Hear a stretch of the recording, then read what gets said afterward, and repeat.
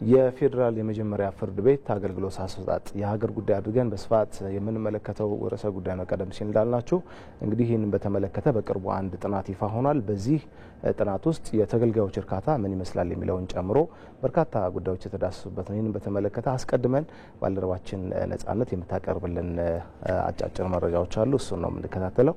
ነጻነት መቀጠል ትችላለሽ። አመሰግናለሁ ሀብታሙ። ያው የዛሬ አዲስ ቀን የሀገር ጉዳይ የፌደራል የመጀመሪያ ደረጃ ፍርድ ቤት አገልግሎት አሰጣጥን የሚመለከት ይሆናል። ነገር ግን የፌደራል የመጀመሪያ ደረጃ ፍርድ ቤት ያጠናው ጥናት አለ። ጥናቱ እንግዲህ የአገልግሎት አሰጣጡ ምን ያህል ደረጃ ላይ ይገኛል የሚል ነው። እኛም ደግሞ ዞረን ተመልክተናል የአገልግሎት አሰጣጡ ምን እንደሚመስል። ስለዚህ ከዛ አስቀድመን ግን ጥናቱ ምን አይነት ውጤት አስገኝቷል የሚለውን እናነሳለን።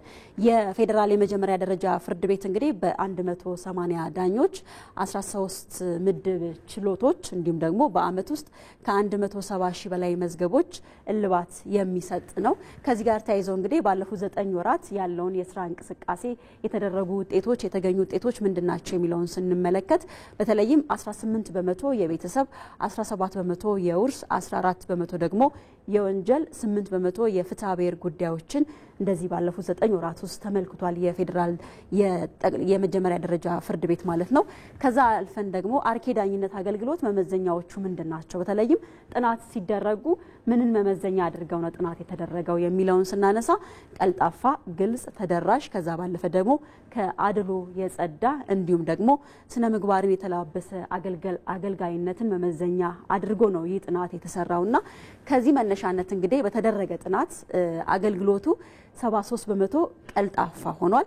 79 በመቶ ደግሞ የአሰራር ታማኒነት ተገኝቶበታል። አጠቃላይ የተገልጋይ እርካታ ምን ያህል ነው የሚለውን ስንመለከት ደግሞ 76.3 በመቶ ላይ መድረሱንም እናገኛለን በጥናቱ ማለት ነው። የዳኝነት አገልግሎት ያው በትርጉምም ይሰጣል አይደለ? ስለዚህ በአስተርጓሚ 35 በመቶ የዳኝነት አገልግሎት ተሰጥቷል ማለት ነው። ፍትህ ለሚፈልጉ ይህንን አገልግሎት ማግኘት ለሚችሉ ማለት ነው።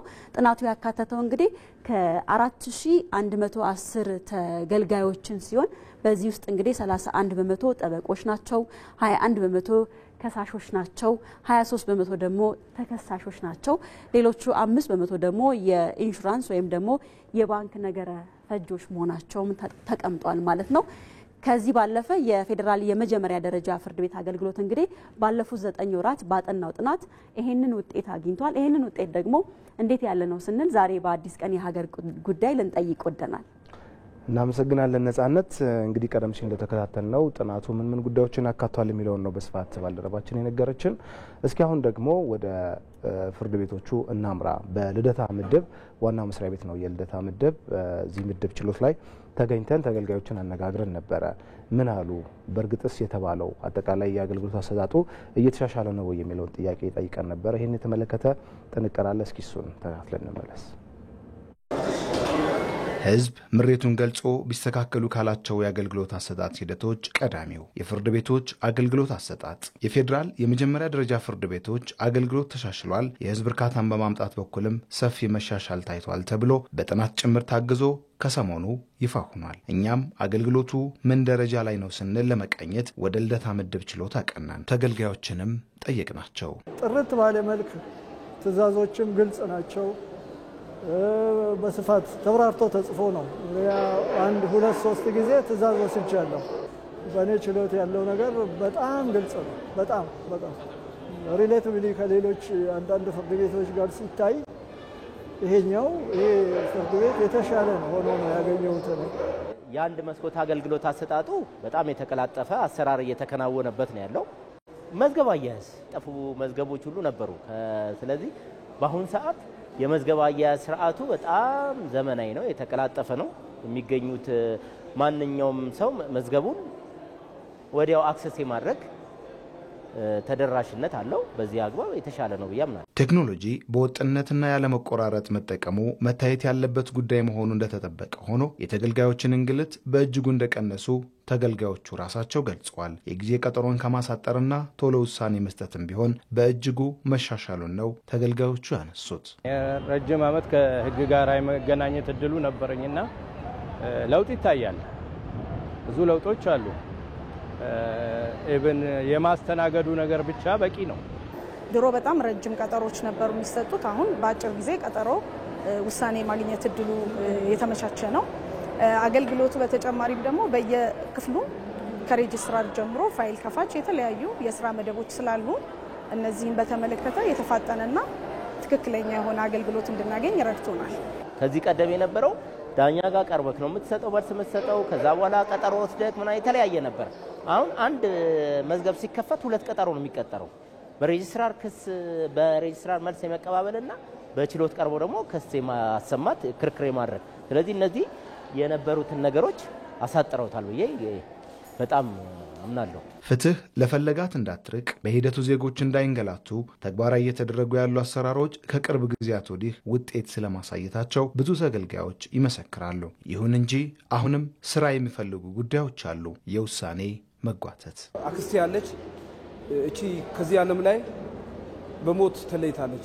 ሟች የተናዘዘችው አለ 10 ምስክሮች ፍርድ ቤት ቀርበው መስክረዋል።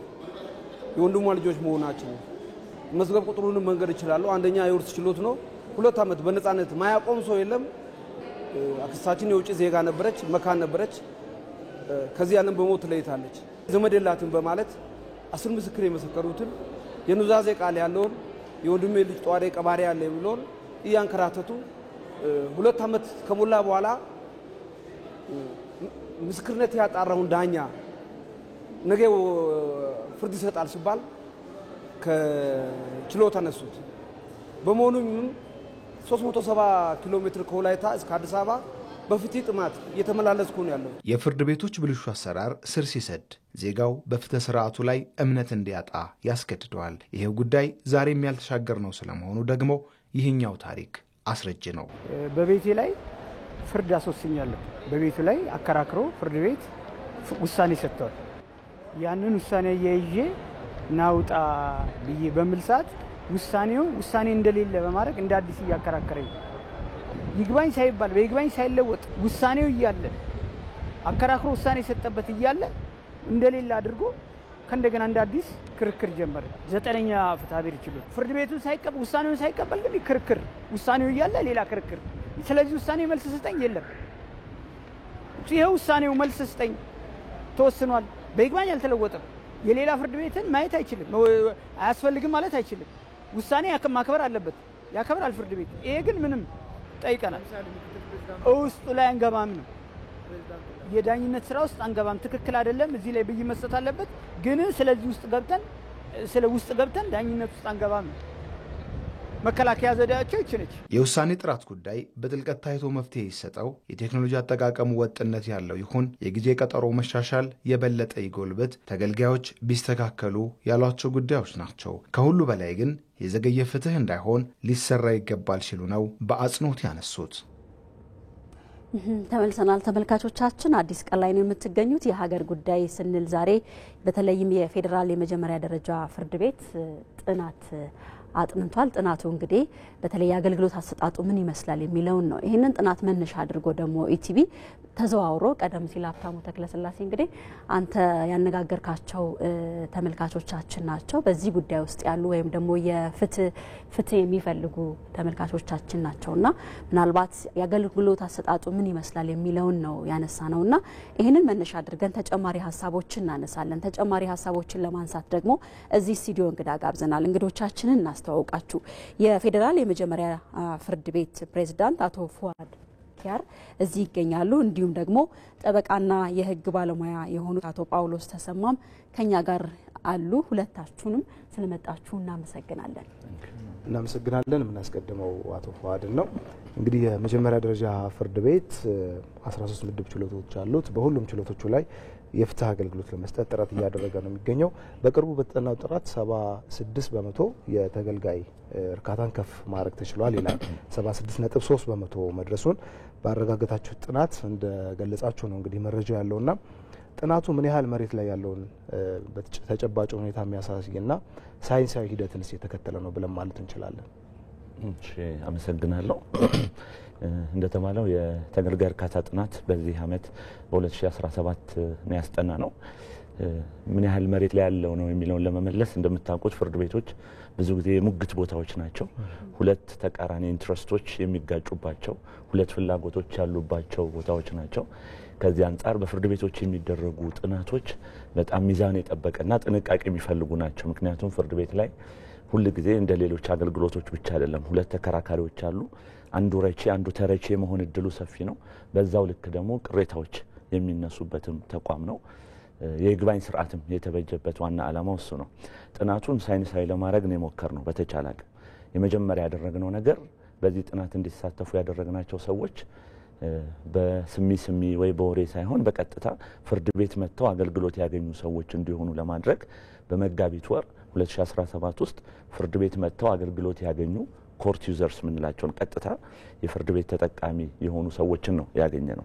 ቅድም እናንተ ብታቀርቡት እንደነበረው ከሳሾች፣ ተከሳሾች፣ ተጠሪዎች፣ ነገረ ፈጆች፣ ፍርድ ቤት ጉዳይ ያላቸው ሰዎች ናቸው በቀጥታ ጥናት ውስጥ እንዲሳተፉ የተደረገው። ሁለተኛ ሳይንሳዊ ለማድረግ የሞከርነው ሳምፕል ሳይዙን ነው። በመጋቢት ወር ፍርድ ቤት ውስጥ ከነበሩ አክቲቭ መዝገቦች ውስጥ ወደ 4110 የሚሆኑ ሰዎችን ነው በዚህ ጉዳይ መጠየቅ እንዲሞሉ የተደረገው። ይሄ ቁጥር ቀላል የሚባል ቁጥር አይደለም። በፍርድ ቤቶች በወቅቱ ከነበሩት ወደ 22000 የሚጠጉ መዝገቦች ውስጥ 4110 ሰዎችን ነው በሳምፕል ሳይዝ የወሰነው። ሶስተኛው ወደ 27 ጥያቄዎች ነው እንዲሞሉ የተደረገው። ይሄ ደግሞ ሳይንሳዊ ዘዴ በመጠቀም 5 ጥያቄዎችን እስማማለሁ፣ በጣም እስማማለሁ፣ ወይም አላውቅም፣ ወይም በጣም አልስማማም፣ ወይም ደግሞ በጣም አልስማማም የሚሉ የሊከርት ስኬል ቢባል ሳይንሳዊ የሆነ ዘዴ ተጠቅመን የወሰድነው ነው። ሌላኛው በዚህ ጥናት ውስጥ እንዲገቡ ያደረግናቸው ደግሞ የህብረተሰብ ክፍሎች ይህም ቅድም ጥናቱ ላይ እንዳያችሁት በቤተሰብ ጉዳይ፣ በኑዛዜ ጉዳይ፣ በወንጀል ጉዳይ የመጡ ሰዎችን ነው። በተቻለ አቅም በዚህ ጥናት ውስጥ ሙሉ እንዲሆንና ተሳታፊ የሚሆኑት ጠበቆች፣ ከሳሾች፣ ሌሎችም እንዲሁ ፍርድ ቤት ውስጥ በየቀኑ የሚመላለሱ ሰዎች በዚህ ጉዳይ ላይ እንዲሳተፉ አድርገን የወሰነው ነው። ሳይንሳዊ ነው ብለን መውሰድ እንችላለን። ቁጥሩ አገልግሎቱን ይገልጻል ነው የሚሉት እርሶ? አገልግሎቱ ይገልጻል 76.3 አማካኝ ውጤቱ ነው። እንዳያችሁት በጥናት ውስጥ አንዳንዶች በጣም ዝቅተኛ ውጤት ያገኘንባቸው መለኪያዎች አሉ። እስከ 35% ድረስ ከመቶ ዝቅ ያንባቸው ግኝቶች አሉ። እስከ 93% ደግሞ ከፍ ያንባቸው ግኝቶች አሉ በጥናቱ። የነዚህ አማካኝ ውጤት ሲወሰድ ግን 76.3 ነው።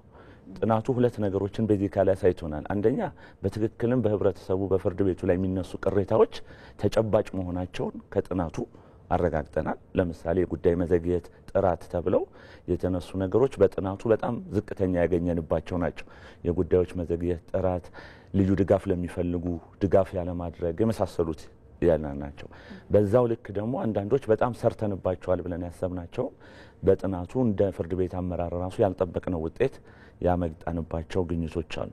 ስለዚህ በአማካኝ 76.3 መምጣቱ ክፍተቶቻችንን የለየ የበለጠ ደግሞ ምንሰራባቸውን ቦታዎችንም እንድናውቅ ያደረገ ጥናት ነው ብሎ መውሰድ ይቻላል። መልካም አቶ ጳውሎስ ወደ እርሶ እንምጣና የእርሶን ሀሳብ እንስማ። በተለይም ደግሞ የአገልግሎት አሰጣጡ ላይ ያለውን ሀሳብን ልንሰማ እንወዳለን። እንደ ጠበቃ ጉዳዮችን ወደ ፍርድ ቤት ይዘው ይሄዳሉና የፍርድ ቤት አንዱ ተገልጋይ እንደመሆኑ መጠን ደግሞ ትላንትና ዛሬን እያነጻጸሩ የአገልግሎት አሰጣጡን እንዴት ያዩታል? ጥሩ ነው። እንግዲህ አንድ ጠበቃ ወደ ፍርድ ቤት የሚሄደው የደንበኛውን ከሳሽ ወይም ተከሳሽ ወይም አመልካች ወይም ተጠሪ የሆነን ጉዳይ ነው ወደ ፍርድ ቤት ይዞ የሚሄደው። እንግዲህ ፍርድ ቤት ይሄን ጉዳይ ይዞ ሄዶ ፍርድ ቤቶች በተገቢው ጊዜ ፍትህ መስጠት ያው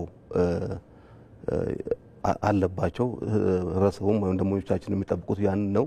ነገር ግን ለፍትህ መዘግየት 3 ምክንያቶችን እኛ እናቀርባለን።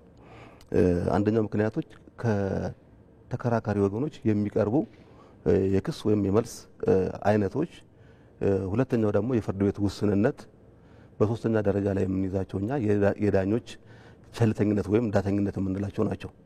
እንግዲህ ከመጀመሪያው ስንመጣ የሚቀርቡ የራሱ ፕሮሲጀሩ የሚመራቸው አይነቶች አሉ። አንድ ከሳሽ የሆነ ሰው ክስ ያቀርባል። ከዛ በኋላ መልስ ይቀበላል። ከዛ በኋላ ደግሞ አስማሚ የሚባል አለ። አስማሚ ጋር ይቀርባል። ከአስማሚ በኋላ ወደ ፍርድ ቤት የቃል ክርክር ወይም ክስ መስማት የምንለው አለ። ከዛ በኋላ ምርመራ የምንለው አለ። አሁን እነዚህ በራሳቸው የሚወስዱት ጊዜ አለ። ምናልባትም በተለምዶ የምናየው ያው በመጀመሪያ ምርመራ ውሳኔ አይሰጥም። ምርመራዎች በራሳቸው 2-3 ጊዜ ቀጠሮች ሊወስዱ ይችላሉ። ነገር ግን ከነዚህ ውጭ ደግሞ ጉዳዮችን የሚያራዝሙ ምክንያቶች አሉ። በክርክር ሂደት አዲስ ማስረጃ እንዲያዘልኝ ከአንደኛው ወገን ሲቀርብ መልስ ወይም ክስ ላሻሽል የሚል ከአንደኛው ወገን ሲቀርብ የተለያዩ አቤቱታዎች አሉ። እንደዚህ በተለያዩ አጋጣሚዎች ዳኞችን በችሎት አለመገኘት፣ ቀጠሮ መቀየር፣ እነዚህ ነገሮች ደግሞ ከተጠበቀው በላይ የፍትህ የሚሰጥበትን ጊዜ ሊያራዝመው ይችላል። እንግዲህ ሁለተኛ ምክንያት ብለን ያልነው ደግሞ አሁን ባለፉት 9 ወራት ያለውን እየዳሰስን ስለሆነ በዚህ ጊዜ ውስጥ እርስዎ ጉዳይ ይዘው ሄደው በቶሎ የመፈጸም ወይም ደግሞ አገልግሎቱ ቀልጣፋ የመሆንና የፍትህ ጉዳይም ደግሞ እንዳይርቅ የማድረግ ስራ ተሰርቷል እያልን ስለሆነ እሱን በእርግጥም ተመልክተዋል። እሱን ይጋሩ እንደየኬዞቹ ይለያያል። አንዳንድ ኬዞች በራሳቸው የቤተሰብ ጉዳዮች ለምሳሌ ብዙ ክርክር የሚያፈልጉ ኬዞች አሉ። የፍቺ ጉዳዮች በልኪ ደግሞ የሆነ የፍትሐ ብሔር ኬዞችም አሉ እና ኬዞቹ ይወስነዋል እንጂ ጀነራል አጠቃላይ በዚህ ጊዜ ውስጥ ያልቃል ለማለት ያስቸግራል። ስለዚህ ትላንትን ከዛሬ ሲያነጻጽሩ ምናልባት በዚህ በፍርድ ቤት ውስጥ ያለውን የአገልግሎት አሰጣጥ እንዴት ያዩታል? በጣም አስቸጋሪ ነው። ምክንያቱም ምንድነው ቀልጣፋ ፍትህ የማይሰጥባቸው በርካታ ምክንያቶች አሉ። ቅድም የጠቀስኳቸውም ከዛ ውጭ የሚጠቀሱ ምክንያቶች አሉ። ትልቁ ነገር የዳኞች ውስንነትም ነው። ምክንያቱም በፌዴራል ፍርድ ቤቶች እንግዲህ ፌዴራል ወደ 13 በጥናቱ ላይ እንዳየነው ወደ 13 እኛ የምናውቃቸው መጀመሪያ ደረጃ ፍርድ ቤቶች አሉ። እንግዲህ ድሬዳዋን ጨምሮ እንግዲህ አዲስ አበባና የድሬዳዋ ህዝብ እንደው ሚኒመም በስታቲስቲክስ የተረጋገጠ ቁጥር ባይኖርም እስከ 13 ሚሊዮን የሚጠጋ ህዝብ አለ። እንግዲህ ለነዚህ ህዝብ ከ200 በታች የሆኑ ዳኞች ናቸው የተመደቡት። ዳኞች ቁጥር ያንሳል ነው በጣም። እሺ ወደ እሱ እንመለሳለን። አቶ ፈዋድ እሱ ጋር እንቀጥልና አንዱ ቅድም ለይተናል ያላችሁትም ችግር በጥናቱ የሚተመለከተው የፍርድ መዘግየት ነው። እኛም ያነጋገርናቸው ተገልጋዮች አንዳንዶቹ 2 ዓመት 3 ዓመት የዘገየባቸው አሉ። ከረጅም ቦታ አሁን አንዱ ተገልጋይ ቀደም ብሎ ጥንቅሩም ላይ እንደተከታተል ነው ከወላይታ ድረስ ይመላለሳሉና እንዲህ አይነት ነገሮችን እናንተ እንዴት ነው የምትመለከቷቸው? ተገልጋዮች የሚማሩባቸው ጉዳዮች ናቸው እነዚህ ብዙ ነገራቸውን የሚያሳጣ ነውና መፍትሄ በመስጠት ውስጥ ምንድነው የሰራችሁት? ምንድነው ያሰባችሁት? የጉዳዮች መዘግየት በፍርድ ቤቶች ላይ በዋነኛነት ሲነሱ የነበሩ ወሳኝ አንዱ ተግዳሮት ወይም ችግር የጉዳይ መዘግየት ነው። ይሄ ዛሬ ሳይሆን አሁን የፍርድ ቤቱ አመራር ከለውጡ ዓመታት ጊዜ ጀምሮ አንዱም ለመቅረፍ ስንሰራ የነበረው ይሄ ነው። በእርግጠኝነት መናገር የሚቻለው ቅድምም በእናንተም ባናገራችኋቸው ባለ ጉዳዮች እንደታየው በጣም ከባለፈው የተሻለ በጉዳዮች መዘግየት አንጻር በጣም በተሻለ በዳታ ሊደገፍ የሚችል ጉዳዮች እንዳይዘገዩ ለማድረግ በርካታ ስራዎች እየሰራን ነው። አንዱ ለምሳሌ ትልቁ በዚህ ረገድ ፍርድ ቤቶች የሰራ ነውና ለውጥ አመጣንበት የምንለው ምናልባት የተከበሩ የህግ ባለሙያም ሊያውቁት የሚችሉት የጉዳዮች ፍሰት አስተዳደር መመሪያ የሚባል በፍርድ ቤቶች ታሪክ በህግ ተደግፎ ያልነበረ አንድ ጉዳይ መቼ ተጀምሮ መቼ ያልቃል የሚል በጠቅላይ ፍርድ ቤት በወጣ መመሪያ መሰረት በፍርድ ቤቶቻችን እየተገበረ ነው። ከዚህ በፊት በነበረው አሰራር ጉዳዮች ተጀምረው መቼ ያልቃሉ የሚለው ፕሬዲክተብል የሆነ ቀን ለመስጠት ራሱ ገና ጉዳዩ ሲጀመር ተገማች የሆነ ቀን ለመስጠት ራሱ አስቸጋሪ ነው የነበረው። አሁን በህግ ተደግፈን የፍቺ ጉዳይ ከሆነ ምን ያህል ጊዜ ይወስዳል፣ የንብረት ክርክር ከሆነ ምን ያህል ጊዜ ይወስዳል፣ የውርስ ከሆነ ምን ያህል ጊዜ ይወስዳል የሚለው በህግ አስቀምጠን ዳኞቻችን ደግሞ ይሄን እንዲከተሉ ግዴታ አድርገን እየሰራ ነው። ስለዚህ የዚህኛው ባለ ታሪካችን ጉዳይ ለምን ዘገየ ታዲያ? አሁን ስፔሲፊክ ይሄ ጉዳይ ምንድነው ታሪኩ ምንድነው የሚለውን ዝርዝር ልትነግረኝ ይገባል። ያኔ ነው መልስ ልሰጥ ብቻለሁ ወይም መዝገቡን አይቼ መምጣት አለብኝ። የዚህ ባለ ጉዳይ ብቻ ሳይሆን ግን የሚዘገዩ መዝገቦች ግን የሉም ማለት አይደለም። የዛ ምክንያት ምንድነው? የጉዳዮች መዘግየት በጣም በርካታ ምክንያቶች አሉት። ወደ ራሳችን አሁን ጥናቱ ያጠና ነው ባይዘው ጥናቱን ያጠና ነው እኛ ራሳችንን ለማወደስ ሳይሆን ክፍተቶቻችንን ለመለየት። ከዚህ አንጻር የኛ ትልቁ የፍርድ ቤቶች አንዱ ክፍተት ብለን ስናየው የነበረው ጉዳዮች የሚዘገዩበት የዳኞች ተዘጋጅቶ አለመቅረብ፣ በወቅቱ መዝገቦችን አለመርመር፣ ወደ ውስጥ ስንገባ ዳኞች ምርመራ ባሉበት ቀን ተዘጋጅተው ያለ መምጣት፣ ጉዳዮችን ያለ መመርመር፣ በተለይ በፍርድ ቤቶች አሰራር ደግሞ ይሄ መዝገብ አልደረሰልኝም እየተባሉ የሚቀጠሩ ጉዳዮች አንዱ ለጉዳዮች መዘግየት ዋነኛው ምክንያት ይሄ ነው። ስለዚህ ለሱ ምን እርምጃ ወሰዳችሁ? እሱን ነው የኬዝ ፍሎ ማኔጅመንት ያልኩት። የጉዳዮች ፍሰት አስተዳደር መመሪያ ማለት አንዱ እሱ ነው። ዳኛ አንድን ጉዳይ ያለ በቂ ምክንያት በህግ ላይ የተቀመጠው ያለ በቂ ምክንያት ቀጠሮ መስጠት የማይችል መሆኑን፣ ይሄን ለማድረግ ደግሞ የዳኞችን ቁጥር ብቻ ሳይሆን ባይዘወይ አንዱ የዳኞች ቁጥር ውስንነት አለ ክቡር ጠበቃ እንዳነሱት። ከዛ በተጨማሪ ግን ዳኞቻችንን በረዳት ዳኞች ራሱ በፓርላማ ወይ በህዝብ ተወካዮች ምክር ቤት የተሾሙ ሳይሆን በጉባኤ የተሾሙ ዳኞቻችንን ሊረዱ የሚችሉ ረዳት ዳኞችን ወደ ፍርድ ቤት በብዛት በመቅጠር ዳኞቻችንን በመርዳት እንዲሁም ደግሞ ከቅርብ ጊዜ ወዲህ ደግሞ ስራዎችን በቴክኖሎጂ የተደገፈ በማድረግ ለምሳሌ ከዚህ በፊት ለጉዳዮች መዘግየት አንዱ ምክንያት የሆነ የነበረው ድምጽ ወደ ጽሁፍ ለመቀየር የመቅረጸ ድምጽ አልተገለበጠም እየተባለ ፍርድ ቤት ላይ የምስክሮች ቃል አልተገለበጠም እየተባለ የሚጓተትበት ሂደት ነበር። እሱም እንዲያውም ወጥነት እንደሌለው ሲናገሩ ነበር ጠበቆችም ጭምር። እሱን አሁን ለምሳሌ ከአርቲፊሻል ኢንቴሊጀንስ ኢንስቲትዩት ጋር በመሆን ድምጽን ወደ ጽሁፍ በሚቀይር ሶፍትዌር እንደ ድሮ ሰዎች እየሰሙ የዳኞችን ቃልና የምስክሮችን ቃል በጆሮ እየሰሙ በመገልበጥ ሳይሆን በቀጥታ ሶፍትዌሩ ድምጽን ወደ ጽሁፍ እንዲቀይር በማድረግ ጉዳዮቹ እንዲፋጠኑ ለጉዳዮች መዘግየት ምክንያት እንዳይሆን እያደረግን ነው። እዚህ ላይ ግን መረሳት የሌለበት ዋነኛ ምክንያት ቅድምም የተነሳው ለጉዳዮች መዘግየት መነሻውም መድረሻውም ፍርድ ቤት ብቻ ነው ተብሎ መወሰድ የለበትም። ለጉዳዮች መዘግየት ቅድም እንደተባለው የተከራካሪ ወገኖች ራሱ አሁን ለምሳሌ ስንሰማ የነበረው ቅድም መነሻ ላይ አንዳንዶቹ በእኛ በራሳችን ምክንያት እንጂ ፍርድ ቤት ችግር የለበትም ያሉንም አሉ። እሱን ነው ምንድነው አቤቱታዎች ይቀርባሉ፣ ክስ ላሻሽል ይባላል፣ ቀጠሮ ይለወጥልኝ፣ ምስክር አላሟላሁም እየተባለ ራሱ በተከራካሪ ወገኖች ምክንያት ራሱ የሚለወጡ ቀጠሮዎች ቁጥር ቀላል አይደሉም።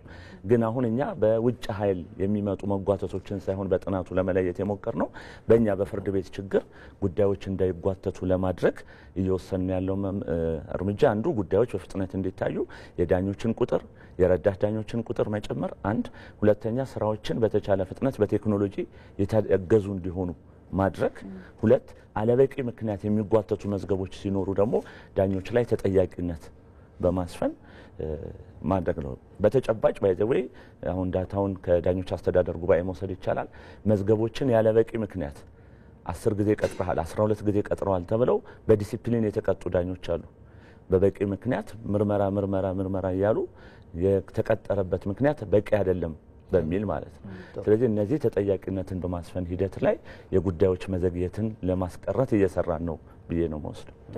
እሺ ወደ አቶ ጳውሎስ እንምጣና በተለይም በርካታ ችግሮች አሉ በተገልጋዩ በፍትህ ስርዓት ውስጥ እምነት እንዳይኖረው የሚያደርጉና ምናልባት የዳኝነት ስርዓቱን እናንሳ። የዳኝነት ስርዓቱ ላይ አደጋ የደቀኑ ጉዳዮች ምንድናቸው ብለው ያምናሉ?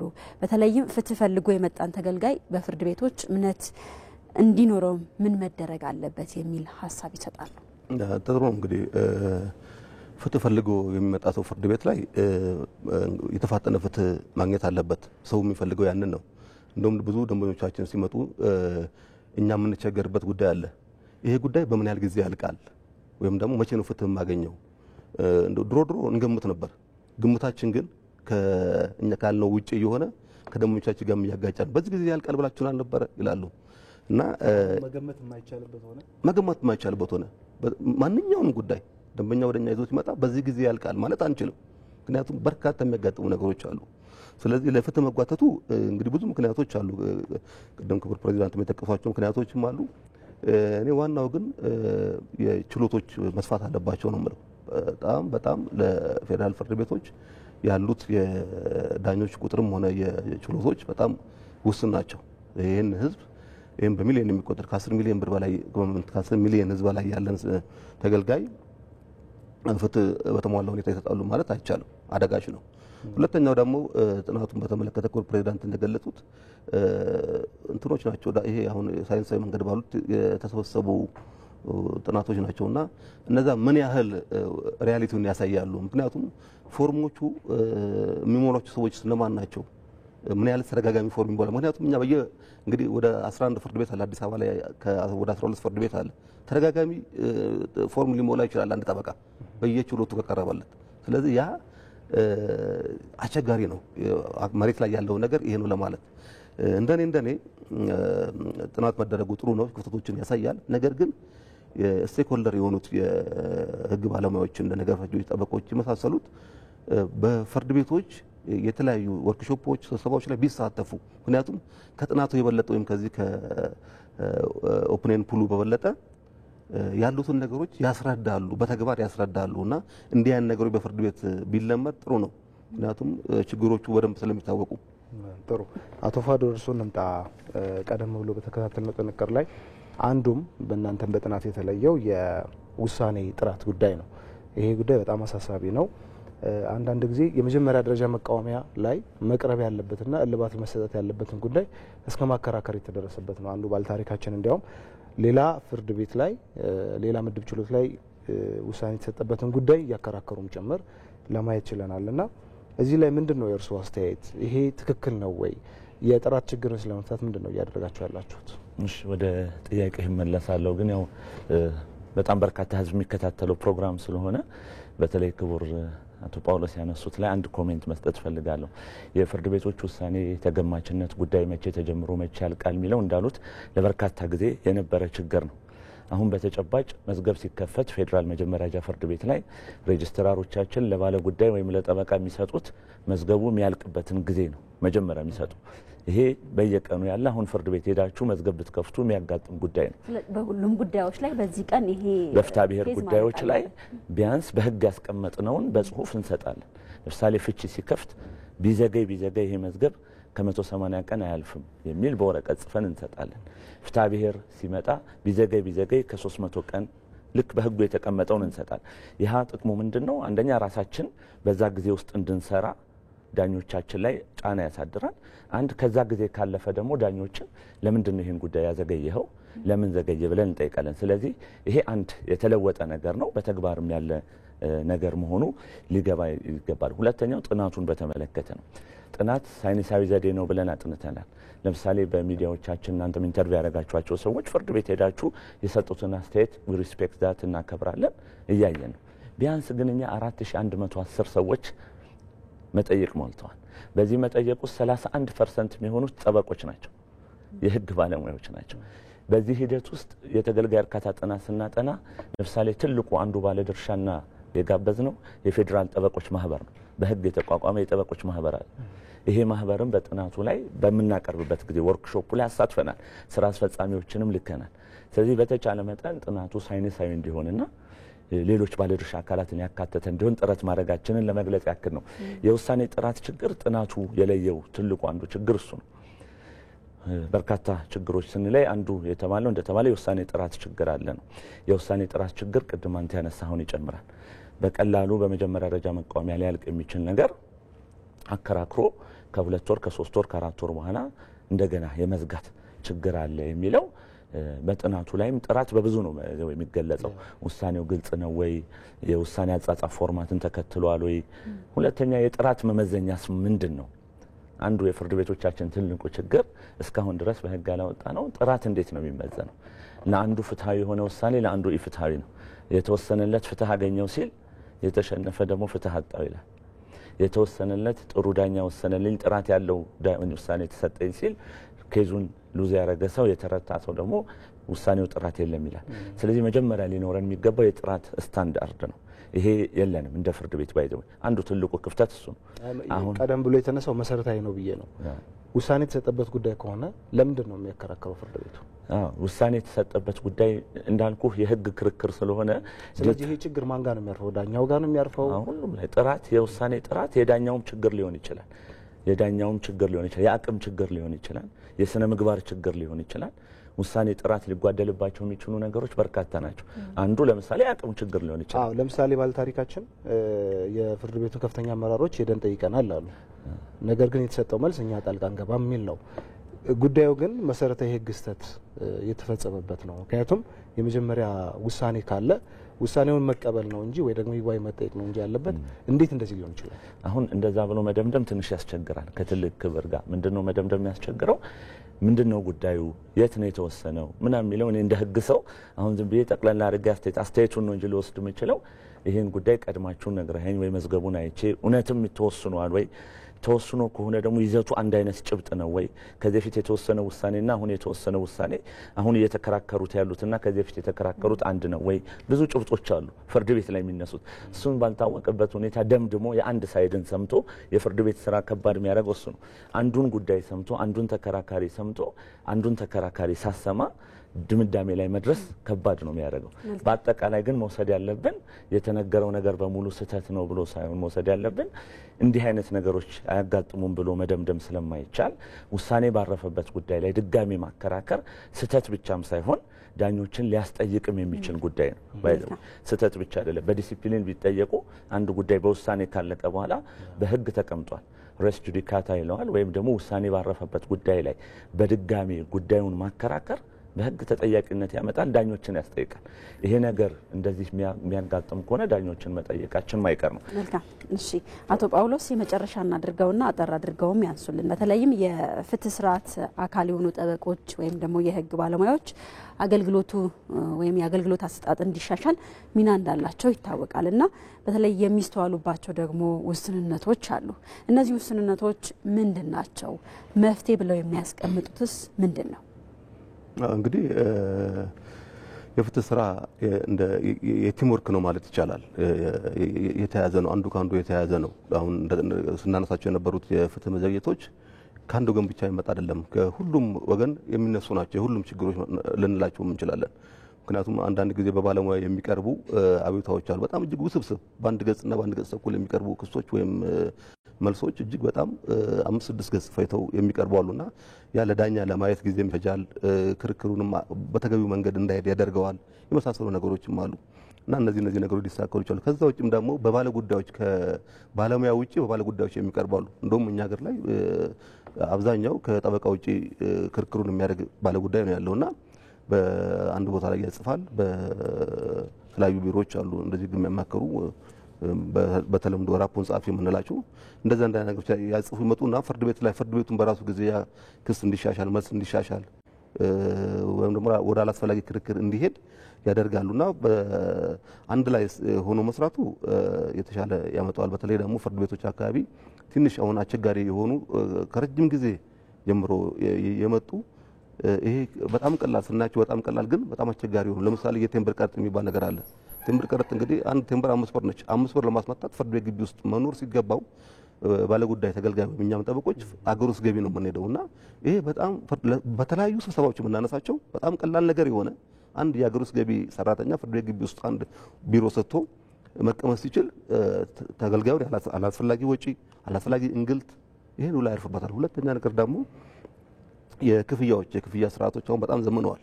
እንግዲህ የዳኝነት ክፍያ ለመክፈል ከፍርድ ቤት ግቢ ውጭ ወጥተ ባንክ ቤት ተሰልፈ ከፍለ ሪሲት ዘመተ እንዲህ አይነት ነገሮች አሉና እዛው ፍርድ ቤቱ በሞባይል ባንኪንግ በቴሌብር የተለያዩ ነገሮች ወይም ደግሞ ፖስት ማሽን እንዲተጠቅመው እንዲባረጉ እየተከላጠፈ ፍትህ ሊሰጥም ይችላል።